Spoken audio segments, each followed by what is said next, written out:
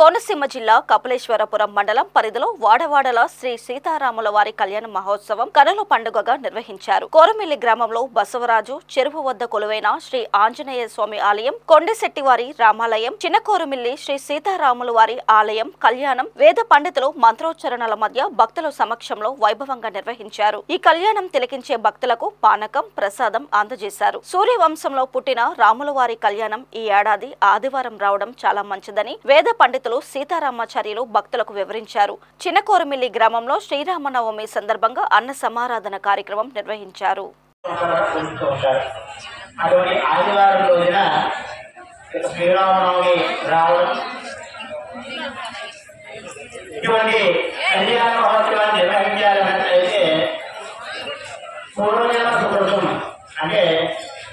ఎన్నో జన్మల పుణ్యవిజయాలలో ఉంటేనే కానీ ఈ రోజున ఈ కళ్యాణ మహోత్సవం నిర్వహించడం అనేటువంటిది సాధ్యం కాదు.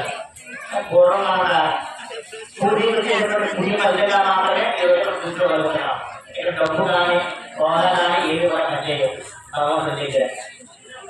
అటువంటి విశేషమైనటువంటి కళ్యాణ మహోత్సవంలో ముందుగా విశ్వకేనారాధన ఆదో పూజో గణాధిప స్వామివారి యొక్క ఇక 5 రోజులు కూడా కళ్యాణ ఉత్సవాలన్నీ కూడా ఎటువంటి విఘ్నాలు లేకుండా జరిగే విధంగా విశ్వకేనారాధన ఆ గణపతిని ఆరాధన చేసుకుని మరి విశ్వకేయుడు ఎలా ఉంటాడయ్యా అంటే శ్రీ మహావిష్ణువు ఏ విధంగా అయితే ఉంటాడో నిత్యంగా ధరించి అదే విధంగా విశ్వకేయుడు కూడా ఉంటాడు.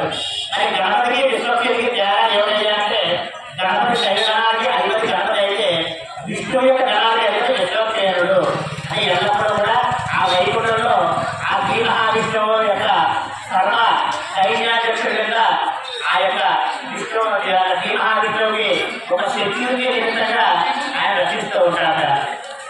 అటువంటి విశ్వకేయుడు ఆరాధన చేయడం ద్వారా ఈ రోజు 5 రోజులు కూడా జరిగేటువంటి ఈ కార్యక్రమాలన్నీ కూడా ఎటువంటి విషయాలు లేకుండా జరిగే విధంగా ఆ గణపతిని ఆరాధన చేసుకుని స్వస్తి పుణ్యావాచనము మనం తీసుకున్నటువంటి ద్రవ్యాలు ఏవైతే ఉన్నాయో పూజా ద్రవ్యాలు అలాగే ప్రదేశం ఇవన్నీ కూడా శుద్ధి పొందే విధంగా భగవంతుడికి ఒక ఫలం కానీ పుష్పం కానీ సమర్పించాలన్నట్లయితే ముందుగా శుద్ధిని పొందాలి అంటే ఆ శుద్ధి చేసే విధంగా ఆ పుణ్యావాచనం అనేటువంటి కార్యక్రమాన్ని నిర్వహించుకుని